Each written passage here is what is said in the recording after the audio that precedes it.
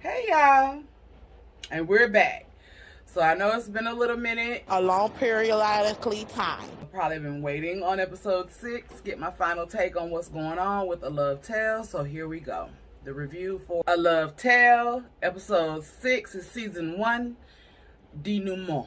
I had to look and find out what I wanted to know was what did it mean, and then I needed to see, when I saw the spell out of the pronunciation, I wanted to know exactly how to say it. So it's a French word meaning the end of the play and things being brought together. So episode 6, we see a Cleo in the studio, or actually what we find out later is the studio, but she is bamming the drums up and she is going in. She comes in the next morning or the next day, and she is meeting with her dad. She said, "I'm sorry I'm late." And he asked her about the studio, the booth being left open. Did she know anything about it? She let him know that she was there last night, that she had some things she needed to get off her chest. And he understood it because he said that's how he feels about his trumpet. Like that connection, he just has to get it out. She starts telling him that she has some ideas for the music, and softly but hesitantly he breaks it to her that they're going a different direction with the music and that they don't want her to finish out the album. Oh my goodness. When Mama comes out of the studio, Cleo, from when the time her dad said it, she instantly knew that it was because of the argument her and her mom had, and now this is the change. So she tells her mom, like, you being petty. Like, I told you how I feel and now you doing this. And the mama want to play dumb. Well, whatever do you mean? They start going back and forth, and so they start going back and forth.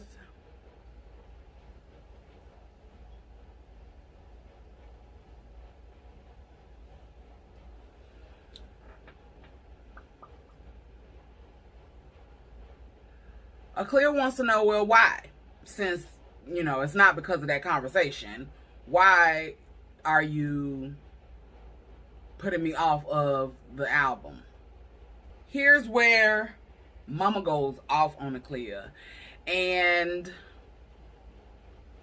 I understood the mom's point, but I felt very bad for Cleo because she, we had in the first few episodes, there was mentionings of her getting back into the music and her being hesitant about the music.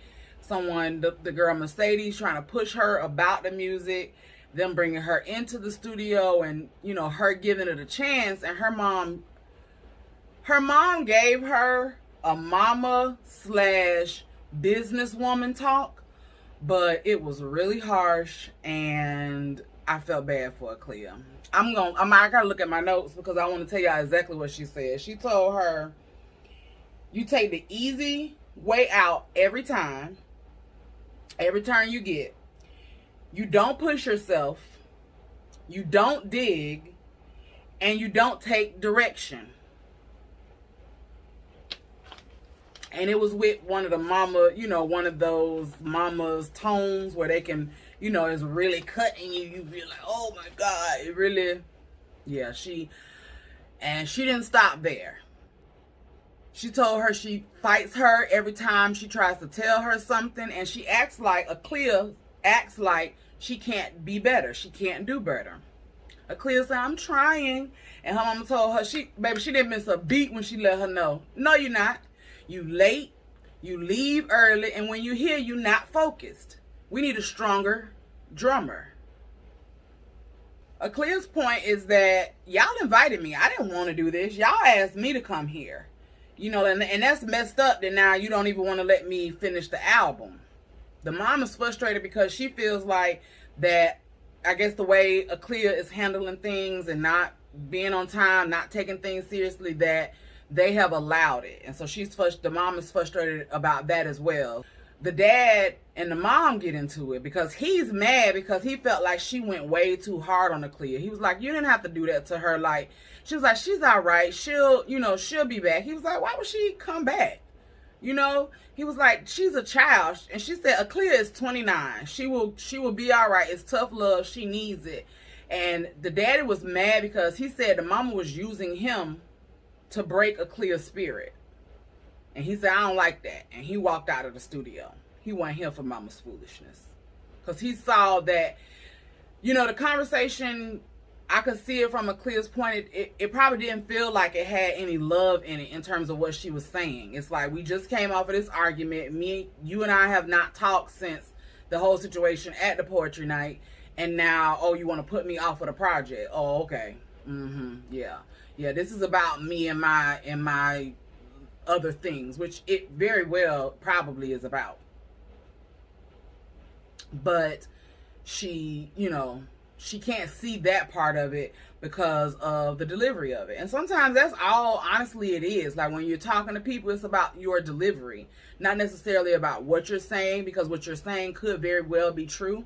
But your delivery, when you say it, is going to have the impact on how that person receives it.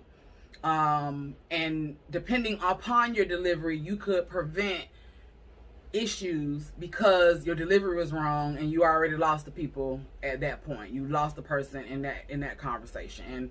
And Cleo's mom lost her because she didn't come from a place of being a little bit softer, you know, and she's in the business. Like, you're in the music business, there are things that they are not going to just sugarcoat or hold your hand on, even though you're my daughter. Like, we making an album, baby. We need a stronger drummer, period. We see Tammy walking down the street, and I love the background that they put her in front of. I love the background of her walk. It was graffiti art, like a long block of graffiti art. I saw a few things in there, you know, a few black references and things. I saw a police officer and a man down on the ground, and, you know, beauty and art and just color. It was just so beautiful. I just love that part of it. We see her at a studio, and she actually went to go meet Taylor. So Taylor is actually shooting her, and, you know, she got dropped, so she probably needs new pictures for a new agent or to book some type of a job for, you know, her modeling. So she's telling Taylor, you know, thank you so much. I'm really surprised that you did this. And Taylor is like being short with her, but like, you know, we're friends. No problem. Let's, you know, basically, like, let's not get into that other stuff. I'm here for you. I can help you. You know, it's not a problem. While we're at the shoot, Jake pops up. You know, he's friends with both Tammy and Taylor. Taylor is very happy to see him. I was very shocked to see him there. I thought that for a long time, like with it being his mom that he found out she was sleeping with, and the fact that he walked in on it, I thought it was going to be a long time before him and Taylor talked. But, you know, you can't run forever. So he had to come and face the music and see his homegirl. And she said, "You've been dodging me." He was busy. Child, you'll make up an excuse real quick, won't you? Not to say what the real reason was why you weren't coming around. And we all know the real reason why you weren't answering Taylor's call. So, Jake, you were busy. She said, "Oh, that's what we going with?" And he was like, "You know, I could basically like, hell, I guess just let's talk about it." So, girl, you sleeping with my mama. Like, how am I supposed to feel?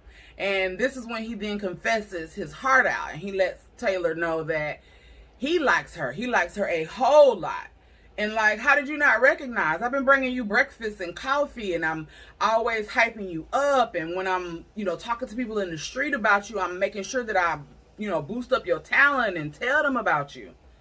It wasn't obvious to Taylor. She didn't recognize it. And I call bullshit on that. As women, we know. So first of all, male and female relationships, to me, we can have the friendship where that's just your friend. There's no sexual anything in it. However, your best friend that is a man is not going to be bringing you breakfast every day. Like, randomly, I went to Starbucks, I'll bring you a Starbucks. But not no every day, and every single time I see you, I'm bringing you coffee, and I'm going out of my way to come and bring you coffee. You knew that man felt something for you. Now stop playing. Now, I know he talked to a Cleo about it, and Tammy already, knew what it was. But come on, Taylor, you're too smart. You're way too smart. Tried it. Jake still has not talked to his mom. Taylor did ask him if he talked to his mom, and he said he just can't right now. And she said, we didn't want you to find out like this. And that made him feel some kind of way. He was like, we? After Jake spills out his heart to Taylor that he really liked her, she asked him why he didn't tell, and he didn't want to mess up the friendship, which is understandable. Like, this is your friend. You've now developed feelings for her, and you don't want to mess up that part of the dynamic, because relationships are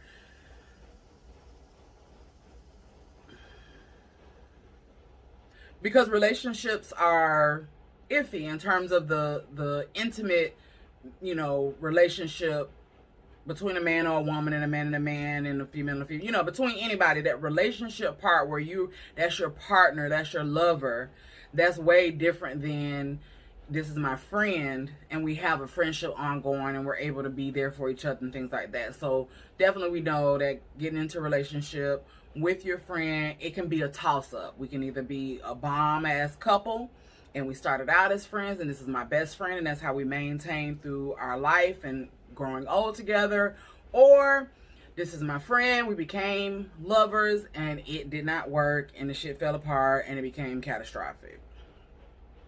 I don't know. I'm sure that there probably are scenarios, but I don't know of many scenarios where you may have a friendship where the relationship fell apart and then they went back to being friends, but you may have that scenario as well. So I can understand his point of not wanting to mess up the friendship.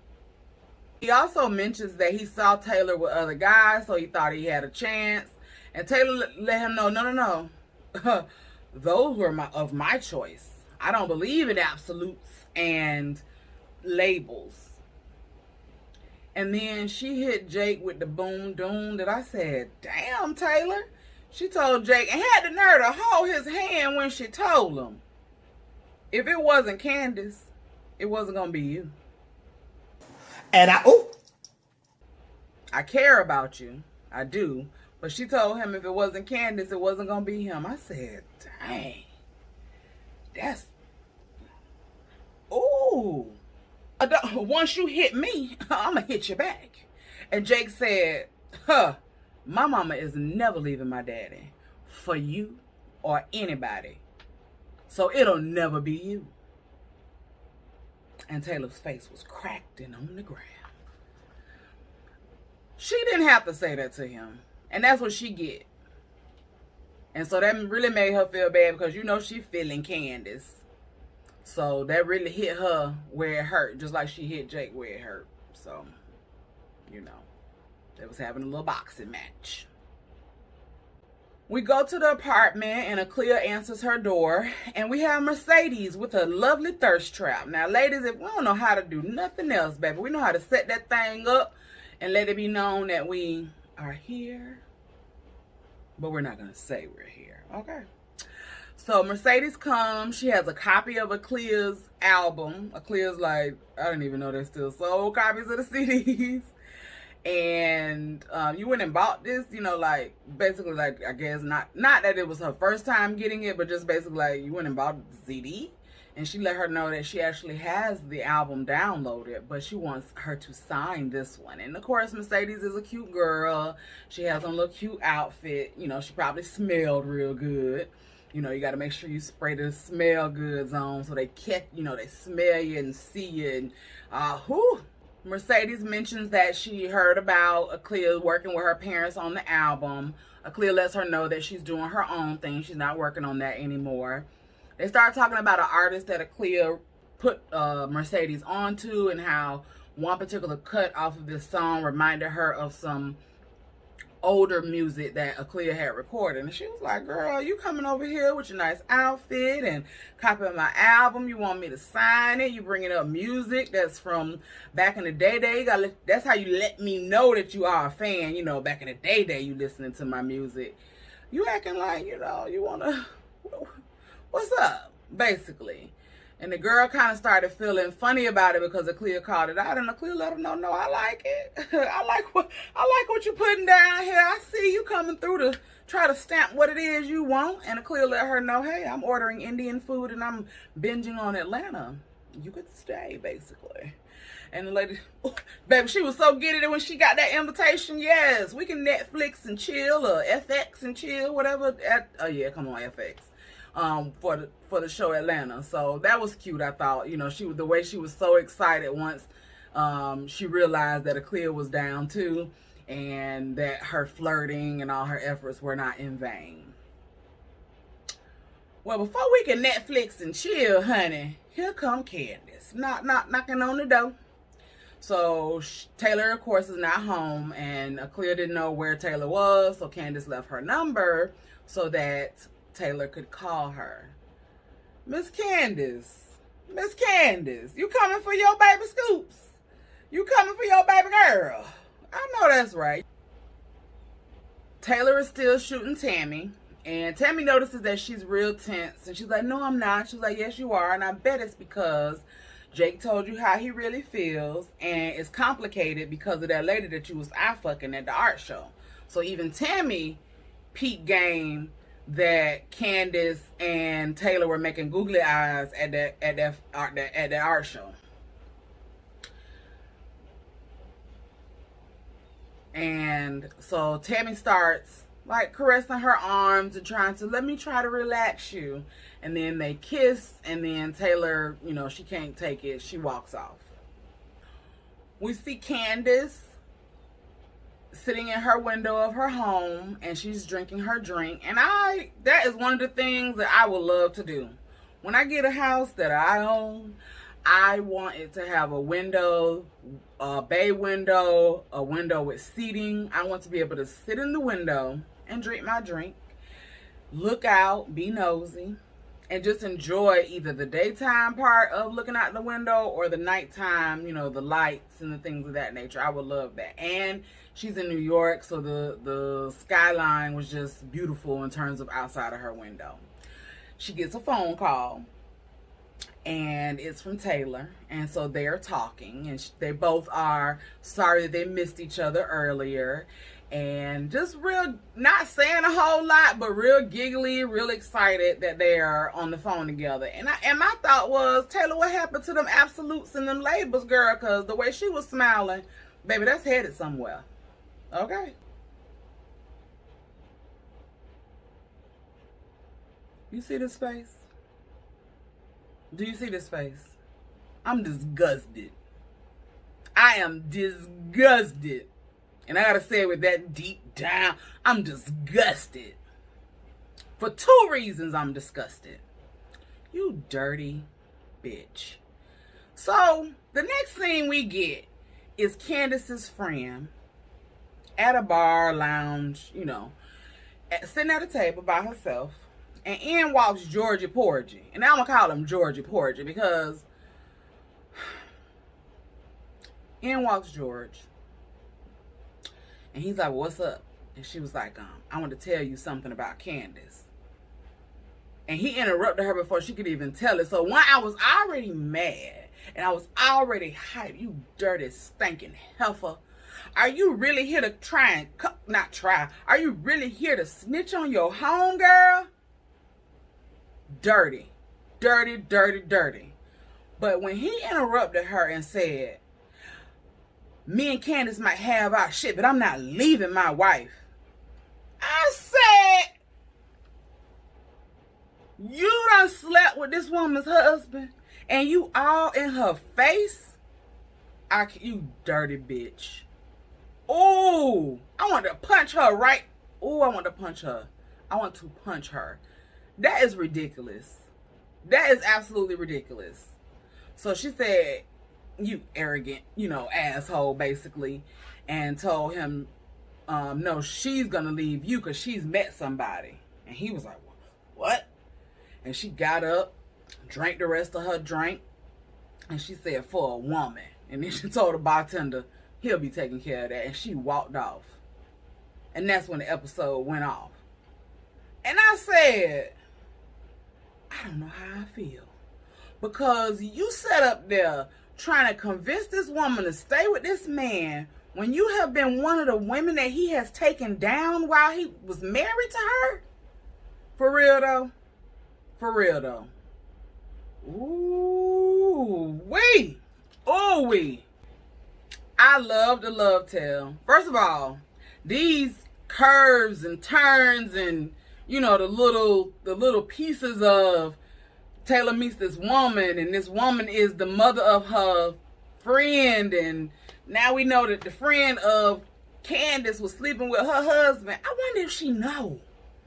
Honey, I know that this is a short series. Miss Sidra Smith, we need some expansion on the love tale, honey. Seriously. For real. We need some expansion on, like, I could use an episode 7, 8, 9, 10, and I could use a season 2. Because one, I feel like there are so many stories within the story. You know, you got the whole collective of these people. Then you got a Cleo and her family and that dynamic. You got Candace being married and their relationship being messed up. Does Candace know that her friend slept with her husband at some point? And I didn't mention that he asked her how her son was, and she said he's fine. Is he the baby daddy? That's what I also wondered after it was insinuated that they had slept together. And then my thought became, is he the baby daddy? Those are more things that we could explore, Sidra. I know you probably wanted to get it off, or this might be a love project that you just turned to a short series, but when I'm telling you, this is needed. The story, I loved it. I loved every part of talking about it.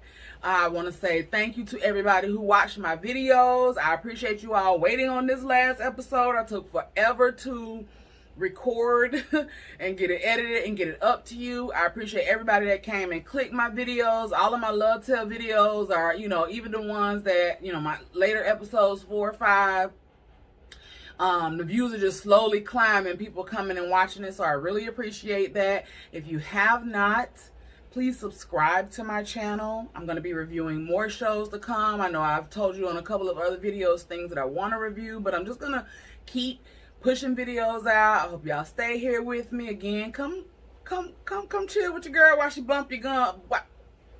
Come chill with your girl while she bump her gums. Okay? Tell your friends about me. Be sure to like. Be sure to comment. Tell me what you felt about the whole series. Tell me what you felt about that dirty, what was her name? Christina, I think. Tell me about that dirty friend. How you feel about that? Like, I want Candace to have found out some way and just smack her. Just smack her. I'm still mad about it. I'm really mad about that because that's just dirty. But anyway, be sure to like, comment, subscribe, share. Come back. I'll holler.